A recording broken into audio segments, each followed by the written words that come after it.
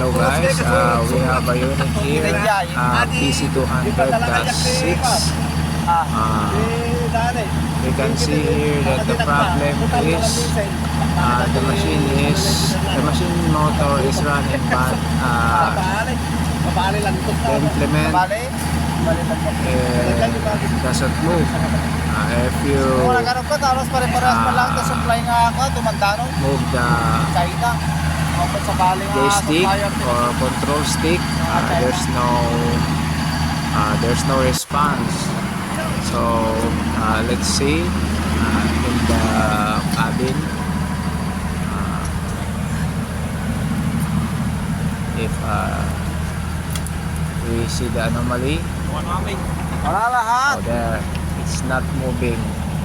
This one is dead. There's nothing moving. So we can see that there is no pressure in the control stick. So definitely it's the pressure reduction valve, but we will check the pressure on the pump as well as on the line of the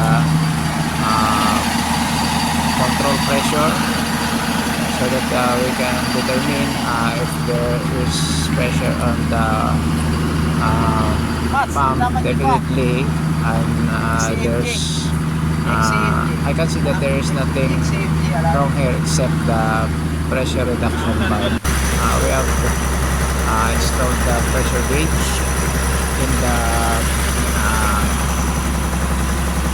pilot control pressure. We have installed the other two pressure gauge on the front and lower pump. So we can see here that we have installed it already, so that we can see the pressure in just a matter of minutes. Okay, let's see. Oh, there's a pressure, but it's low. But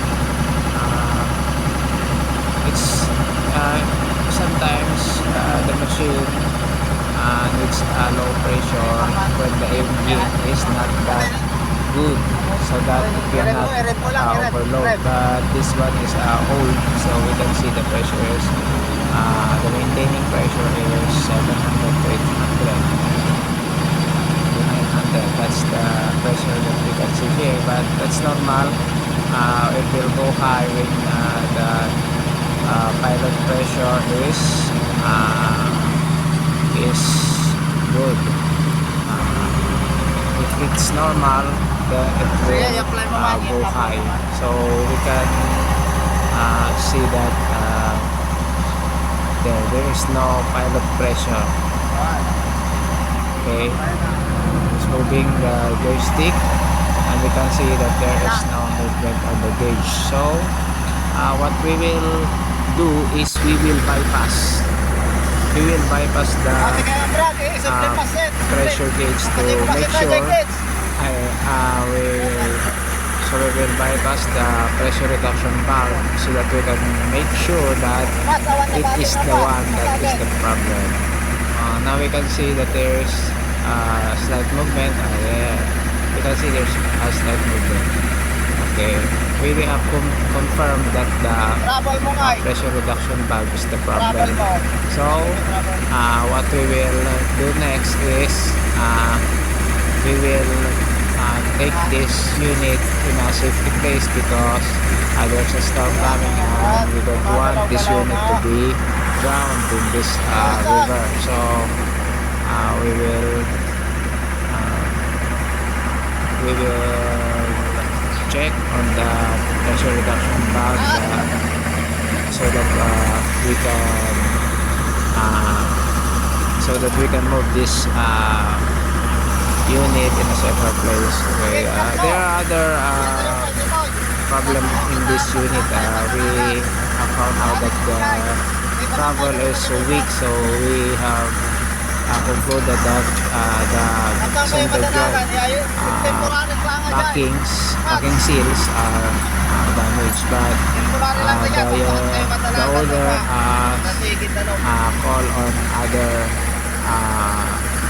maintenance technician, so he will do the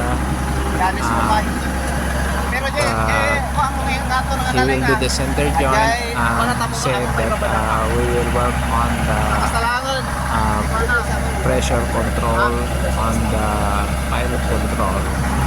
Okay, so we haven't changed the pilot the pressure reduction valve, but we have take out the bypass that we have put. So okay, it's still moving, but I think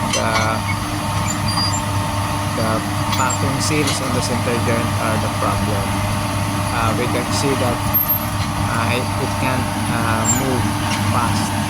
It's very slow. That is the problem, and it is when the packing seal in the center joint are damaged. Back pressure is the pressure is all around. Walang kung anong tawag doon, basta yun na yun. You can see that the track pad is not that powerful. There, you can see that it cannot move forward.